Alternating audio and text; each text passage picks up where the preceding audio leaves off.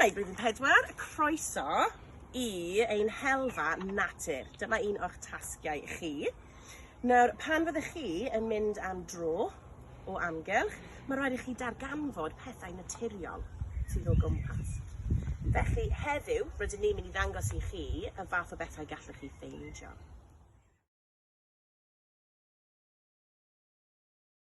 Helo blant, rydw i'n mynd I fod yn blentyn heddiw a dwi'n mynd I wneud y dasg ar y daflen.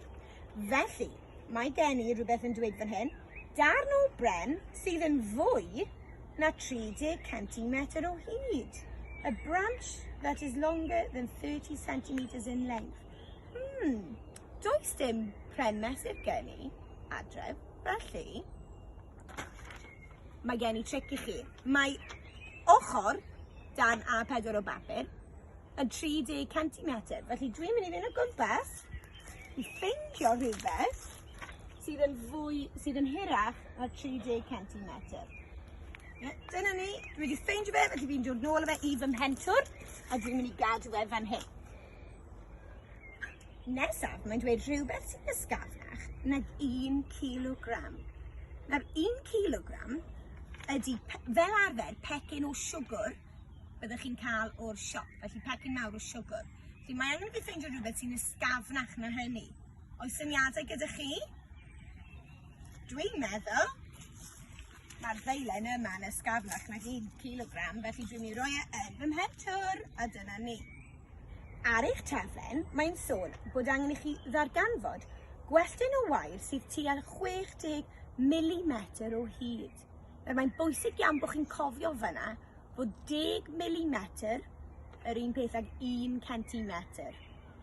Felly, sawl centimetr yw'r darn yma o wellt. Mae hefyd sôn bod rhaid I chi ffeindio rhywbeth sy'n cynnwys ongl sgwâr. Nawr, ydych chi'n cofio ongl sgwâr ydy rhywbeth sydd â siap Y yn ei gornel. Gallai fod fel na, fel na, fel na, neu fel na. A mae'n cael ei alw'n ongl sgwâr oherwydd bod gan sgwâr 4 ongl sgwâr.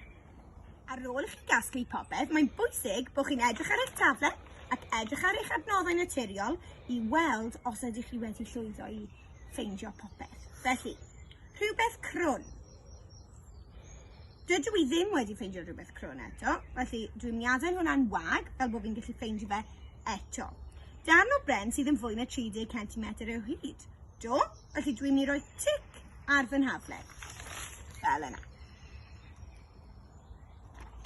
Nesaf, gwelltyn o wair sydd tua 60 milimetr o hyd. Fy mod I wedi casglu hwn, ar ôl mesur, doedd e ddim yn gywir, felly bydd rhaid I fi fynd nôl I ffeindio rhywbeth ar gyfer hwnna hefyd. A wedyn rhywbeth sy'n cynnwys ongl sgwâr, doeddwn I ddim yn gallu pigo fe lan a dod fe oherwydd roedd e yn y goeden. Felly mae'r bocs yn digon nawr I fi ysgrifennu yn y goeden.